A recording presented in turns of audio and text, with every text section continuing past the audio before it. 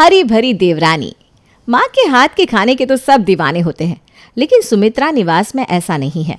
सुमित्रा के हाथों में खाना बनाने का ऐसा टैलेंट है कि अगर कोई एक बार उसके हाथ का खाना खा ले तो दोबारा कभी उससे खाना नहीं मांगेगा। लेकिन अब सुमित्रा के घर आई है उसकी नई नवेली बड़ी बहू, जिससे घर वालों के दिल में थोड़ी सी राहत होती है कि कम से कम अब उसके आने से घर में थोड़ा बहुत अच्छा खाना तो खाने को मिल ही जाएगा। लेकिन क्या सच में ऐसा हो पाता है? चलिए देखते हैं। वाह, मटर पनीर! क्या बात है भाभी, आपने तो अपनी पहली रसोई में ही कमाल कर दिया। कितना मस्त लग रहा है ये मटर पनीर। हाँ बहू, देखने में तो खाना बहुत अच्छा लग रहा है। बस अब जल्दी से परोस दे, मुझसे तो सब्र ही नहीं हो रहा। जी मम्मी जी। साक्षी सबको खाना परोसती है, लेकिन सब लोग जैसे ही खाना खाते हैं तो उन्हें यकीन ही नहीं होता कि ये खाना साक्षी ने बनाया है। मैं मान ही नहीं सकता कि ये खाना साक्षी ने बनाया है। ये खाना तुमने बनाया ना सुमित्रा? अरे नहीं जी, मैंने खाना नहीं बनाया। जब आज बहू की पहली रसोई है तो खाना तो वही बनाएगी ना। रहने दो माँ, झूठ मत बोलो। अगर ये खाना भाभी ने बनाया है तो इसका टेस्ट बिल्कुल तुम्हारे हाथ के खाने जैसा कैसे है? हाँ, बहुत ही गंदा टेस्ट है। क्या? तुम्हारे कहने का मतलब क्या है? एक कह रहा है कि खाने का टेस्ट बिल्कुल तुम्हारे हाथ के जैसा है और दूसरा कह रहा है कि खाने का टेस्ट गंदा है। अरे भाग्यवान बच्चे मजाक कर रहे हैं शायद। तुम्हें पता तो है हमारे बच्चे कितने मजाकिया हैं। खाना बहुत अच्छा बना है बहू, खा लो बेटा चुपचाप, पहली रसोई है बहू की। यार पापा, हमने तो सोचा था भाभी घर में आएगी तो कुछ अच्छा अच्छा खाने को मिलेगा, लेकिन उनके हाथ का खाना तो माँ के हाथ के खाने से भी बदतर है। क्या कुछ कहा क्या देवर जी? मैं नहीं तो भाभी, मैं भला क्या ही कहूँगा। बस कह रहा था कि खाना ना बहुत लाजवाब बनाया है आपने, लेकिन पता नहीं अचानक मेरे पेट में ना दर्द कैसे शुरू हो गया, इसलिए कुछ खाया नहीं जा रहा। मुझे भी अचानक दांत में दर्द शुरू हो गया है बेटा, मैं अभी कुछ खा नहीं पाऊंगा आज। अभिषेक और उसके पापा तो वहाँ से बहाना बनाकर 9-2-11 हो जाते हैं, लेकिन अब फंसता है तो सौरव। अब उसकी वाइफ ने घर में पहली बार खाना बनाया है तो उसे तो खाना ही पड़ेगा। वो बेचारा बड़ी ही हिम्मत करके साक्षी के हाथ का खाना खाता है। कहाँ फंस गया यार, अब पता चला। हर बार पापा को मम्मी के हाथ का खाना ज़बरदस्ती क्यों खाना पड़ता था। मुझे समझ में नहीं आता ये लोग खाने में ऐसा कौन सा मसाला डालते हैं जो इनके खाने का टेस्ट इतना गंदा हो जाता है। मुझसे तो अब एक और निवाला भी नहीं खाया जा रहा। क्या करूँ क्या करूँ? क्या हुआ जी, आपको खाना पसंद नहीं आया क्या? आप तो कुछ खा ही नहीं रहे। अब नहीं पानी पानी। सौरभ जानबूझकर खांसने की एक्टिंग करता है। ये लीजिए, पानी पी लीजिए। लगता है मैंने कुछ ज़्यादा ही खा लिया, बस अब और नहीं खा पाऊंगा। बार बार खांसी आ रही है ना, ये खाना तुम और मम्मी खा लो। क्या? अरे नहीं बहू, मैंने भी ना बहुत खा लिया। अब तो खा ले बेटा और सब खत्म कर देना। हाँ है, अच्छा ठीक है मम्मी जी। अब कुछ दिन तो सब लोग नई बहू की वजह से खाने के बारे में ज़्यादा कुछ कह नहीं पाते, लेकिन अब रोज़ रोज़ वो ऐसा खाना खाते तो कैसे खाते। कुछ दिन बाद, भैया अब नहीं खाया जाता भाभी के हाथ का खाना। पहले मम्मी ऐसा खाना बनाती थी और अब भाभी भी ऐसा ही खाना बनाने वाली आ गई। देखो अब तो मैं बाहर ढाबे से ही सब्जी लेकर आऊँगा, क्योंकि अगर मैंने थोड़े दिन ऐसा खाना खा लिया ना तो मेरी तो जीने की इच्छा ही खत्म हो जाएगी भैया। सही कह रहा है बेटा, इतने सालों में ऐसा खाना खाकर मैं तो ये भी भूल गया हूँ कि अच्छे खाने का स्वाद कैसा होता है। जवानी में तो अच्छा खाना खाने को मिला नहीं, कम से कम बुढ़ापे में ही अच्छा खाना मिल जाए। अरे क्या खुसुर पुसुर कर रहे हो तीनों बाप बेटा मिलकर? अरे माँ, तुम अचानक यहाँ कहाँ से आ गई? अपने कमरे से। मम्मी जी, आज खाने में क्या बनाना है? मैं सोच रही थी आलू बैंगन की सब्जी बना लूँ। अरे भाभी, आप भी ना जब देखो तब काम करती रहती हो। अरे कभी तो आराम कर लिया करो।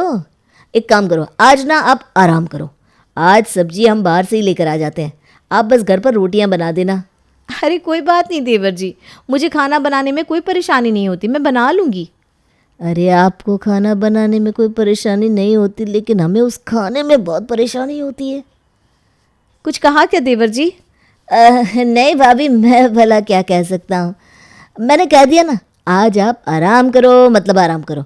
मैं आज सब्जी बाहर से ऑर्डर कर देता हूँ। अच्छा ठीक है। अच्छा बताओ पापा, क्या मंगाना है? दाल मखनी मंगाओ या कढ़ाई पनीर मंगाओ या फिर मिक्स वेज मंगाओ? बाहर से तो कुछ भी मंगा ले बेटा, अच्छा ही आएगा। क्या मतलब? बेटा मेरे कहने का मतलब है बाहर का खाना सारा ही अच्छा होता है, तो कुछ भी मंगा लो। अच्छा अच्छा। तो फिर मैं कढ़ाई पनीर मंगा लेता हूँ। मेरा ना आज कढ़ाई पनीर खाने का बहुत मन कर रहा है। ठीक है, मंगा ले बेटा। अभिषेक सबके लिए बाहर से कढ़ाई पनीर मंगा लेता है। सब लोग खाना खाने बैठते हैं। वाह, आज कितने दिनों बाद खाने का मज़ा आया है। कितने दिनों बाद मतलब? मैं खाना अच्छा नहीं बनाती हूँ क्या? मेरा मतलब कढ़ाई पनीर से था। कढ़ाई पनीर बहुत दिनों के बाद खाया है ना, तो बहुत दिनों बाद कढ़ाई पनीर खाने का मज़ा आ गया है ना पापा? हाँ बेटा। काश हर रोज़ ऐसा खाना खाने को मिले तो मज़ा ही आ जाए। मुझे बार बार ऐसा क्यों लग रहा है कि आपके मन में कुछ है और आप कुछ बोल रहे हो देवर जी, लेकिन ठीक से बाहर नहीं बोल रहे हो। अरे मैं क्या ही बोलूँगा भाभी, मैं तो बस ये सोच रहा था कि आप हर रोज़ घर का इतना काम करती हो, फिर उसके बाद आपको खाना भी बनाना पड़ता है। कितनी थक जाती होंगी ना आप काम करके। हाँ थक तो जाती हूँ, लेकिन कोई बात नहीं। मुझे ये सब काम करने में और आप सबके लिए खाना बनाने में बहुत मज़ा आता है, अच्छा लगता है। भाभी भाभी कितनी अच्छी हो आप, लेकिन हम आपकी इस अच्छाई का फ़ायदा नहीं उठाना चाहते। हाँ, इसलिए मैंने तो सोच लिया है कि आज से खाना तो बाहर से ही आएगा, ताकि कम से कम आपको खाना बनाने से छुट्टी तो मिले। अरे लेकिन मुझे खाना बनाने में कोई प्रॉब्लम नहीं है देवर जी। साक्षी, जो अभिषेक कह रहा है मान लो ना। मैं भी यही चाहता हूँ ताकि तुम्हें थोड़ा आराम मिले, इसलिए कल से खाना बाहर से ही आएगा। तुम सिर्फ घर में रोटी और चावल बना लेना। ठीक है। अब हर रोज़ कभी वो लोग रेस्टोरेंट से दाल मंगवाते तो कभी मिक्स वेज, लेकिन बाहर का खाना भी आखिर कोई कितने दिन तक खा पाएगा। कुछ दिनों के बाद वो बाहर के खाने से भी परेशान हो जाते हैं। भैया, इस बाहर के खाने ने तो हमारा भट्टा बिठा दिया। इस महीने 10,000 का तो बाहर से खाना ही मंगवा लिया है हमने। 10 नहीं 12,000 का भाई। मैं महीने में जितने पैसे सेव करता हूँ उतने पैसे तो हमारे खाने में ही चले गए। कुछ और ही सोल्यूशन ढूंढना पड़ेगा इस चीज़ का। इसके अलावा और क्या ही सोल्यूशन ढूंढे भैया, कोई ऑप्शन भी तो नहीं है। ऑप्शन तो अब एक ही है, खुद खाना बनाए।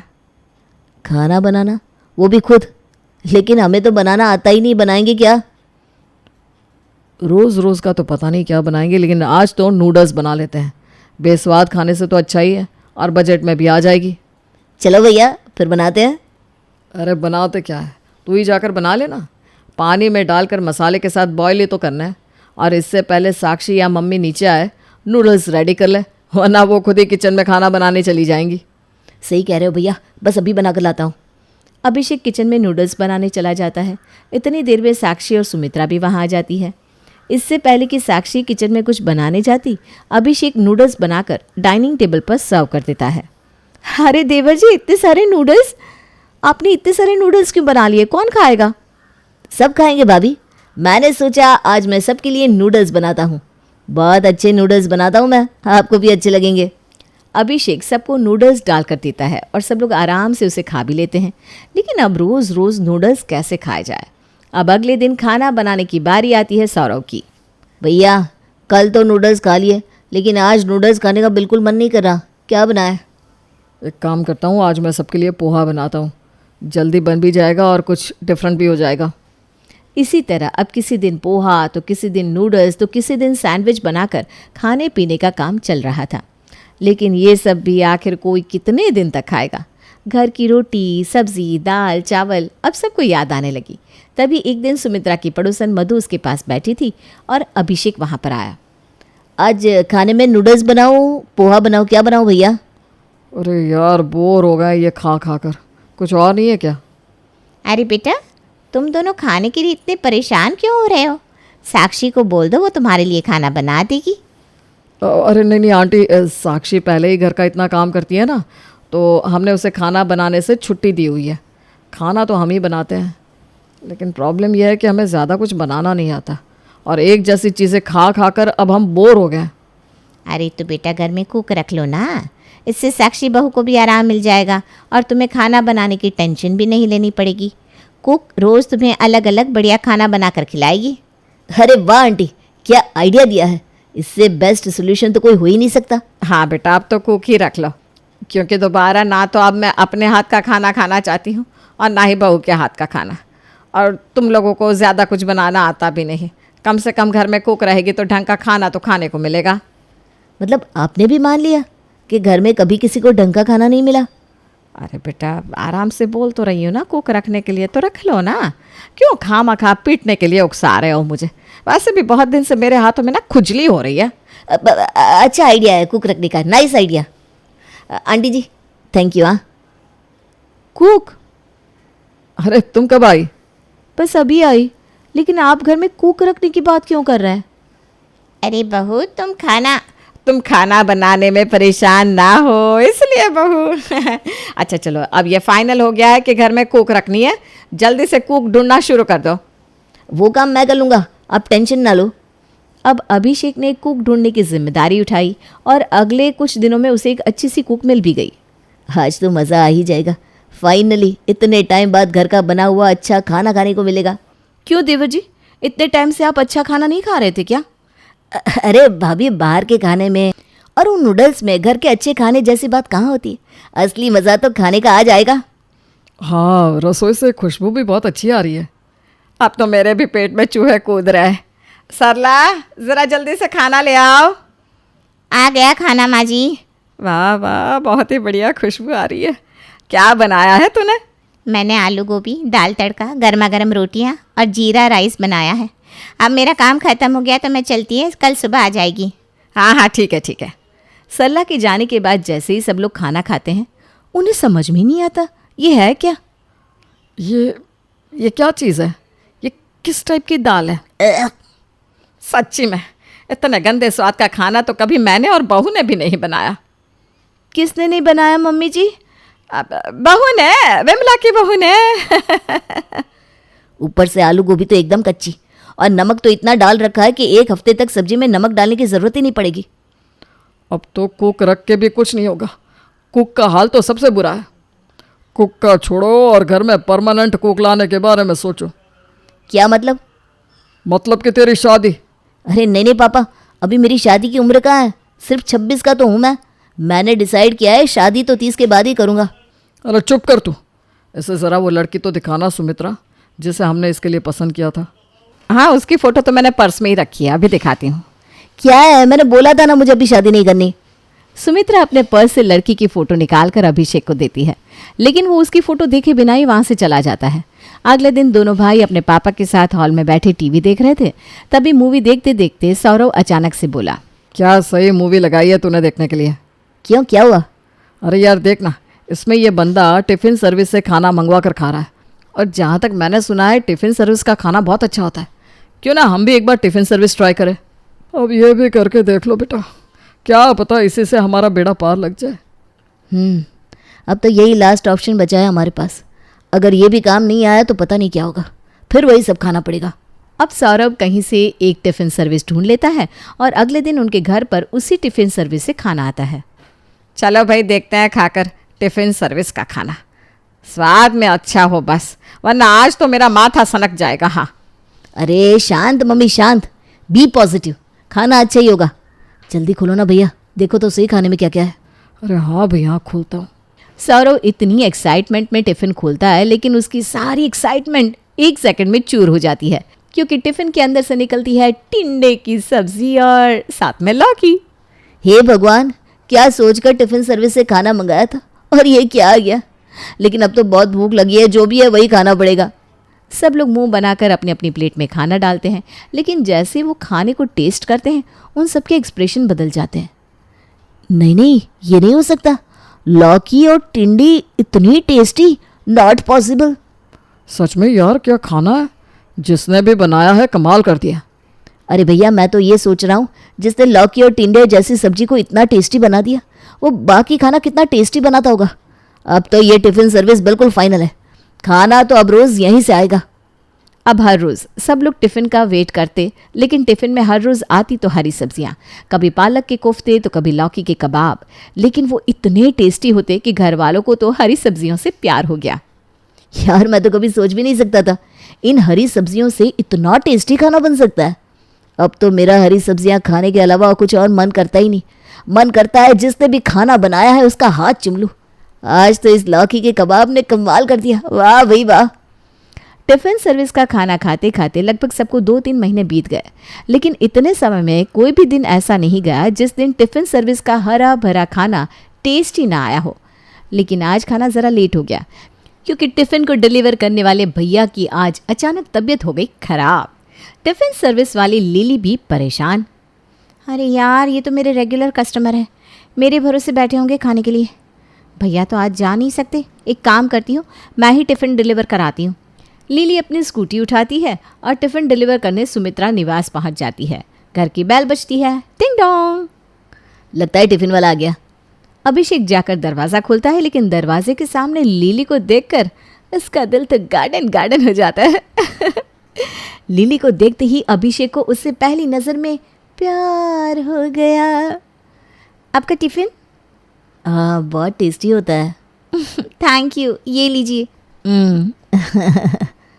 एक्सक्यूज़ मी, हेलो, आप ठीक तो है ना? हाँ। अरे कौन है अभिषेक बेटा? ओ सॉरी, टिफिन? जी। अभिषेक लिली से टिफ़िन लेता है और लिली भी अभिषेक की तरफ देखकर स्माइल पास करती हुई वहाँ से चली जाती है। अभिषेक को लिली इतनी पसंद आ जाती है कि वो शाम को उसके पास बहाने से फ़ोन कर देता है। हेलो मिस्टर अभिषेक, आपको इस टाइम टिफ़िन का ऑर्डर देना है क्या? हाँ, वो कल ना मेरे घर पर कुछ गेस्ट आने वाले हैं, तो खाना आप जितना भेजती हो ना उसका डबल भेज देना। अच्छा अच्छा, ओके ओके। और आप जो वो लौकी के कबाब बनाती हो ना, वो ज़रूर बनाना। मैं क्या बताऊँ आपको, कितने टेस्टी लौकी के कबाब बनाती हो आप। अरे सिर्फ लौकी के कबाब क्या, आप तो जो भी बनाती हो बेमिसाल बनाती हो। मैंने आज तक इतना टेस्टी खाना कभी नहीं खाया। और मैं तो ये सोच सोच कर हैरान हूँ कि आप हमेशा हरी सब्जियाँ बनाती हो, और हरी सब्जियाँ कोई इंसान इतनी अच्छी कैसे बना सकता है। यही तो मेरा टैलेंट है। मेरी टिफ़िन सर्विस का नाम ही तो हरी भरी टिफ़िन सर्विस है, और मैंने ठान रखा है कि मुझे लोगों को हरा भरा हेल्दी खाना ही खिलाना है। और लोग तो खाना तभी खाएंगे ना जब वो टेस्टी होगा। इसीलिए मैंने हरी सब्जियों को इतना टेस्टी बनाना सीखने के लिए बहुत मेहनत की, और अब ये मेरी स्पेशलिटी हो गई। इसी तरह बातों बातों में उनकी बातों को 1 घंटा कब निकल गया उन दोनों को खुद भी पता नहीं चला। और उन दोनों को एक दूसरे से बात करना इतना अच्छा लगा कि अब तो वो हर रोज़ एक दूसरे से घंटों घंटों बातें करने लगे। और इन्हीं बातों बातों में एक दिन अभिषेक ने लिली को शादी के लिए प्रपोज भी कर दिया, और लिली ने भी तुरंत शादी के लिए हाँ बोल दी, और आ गई उनके घर में साक्षी की हरी भरी देवरानी। अब तो खाने की प्रॉब्लम हमेशा के लिए सॉल्व। वैसे खाने में क्या है हरा भरा आज? आप खुद ही चेक कर देख लीजिए, मैं बताऊंगी तो यकीन नहीं होगा। ऐसा क्यों लग रहा है कि मैंने तुम्हें पहले भी कहीं देखा है बहू? कहाँ माँ जी? अरे बाप रे बाप, उस दिन मैं तुझे रिश्ते के लिए जिस लड़की की फ़ोटो दिखा रही थी ना, वो लिली ही तो थी। देख ले बेटा, भले ही तूने उस दिन उसकी फ़ोटो नहीं देखी, लेकिन शादी तो आखिरकार तेरी इसके साथ ही हुई। चलो जो भी हुआ, अंत में सबका भला हो गया। अच्छा खाना आखिरकार हमको नसीब हो ही गया। भले ही घूम फिर कर ही सही, लेकिन आखिरकार अभिषेक का रिश्ता लिली के साथ हो जाता है, और लिली के आने से घर में इतने सालों से चल रही फाइनली टेस्टी खाने की प्रॉब्लम हमेशा के लिए सुलझ जाती है।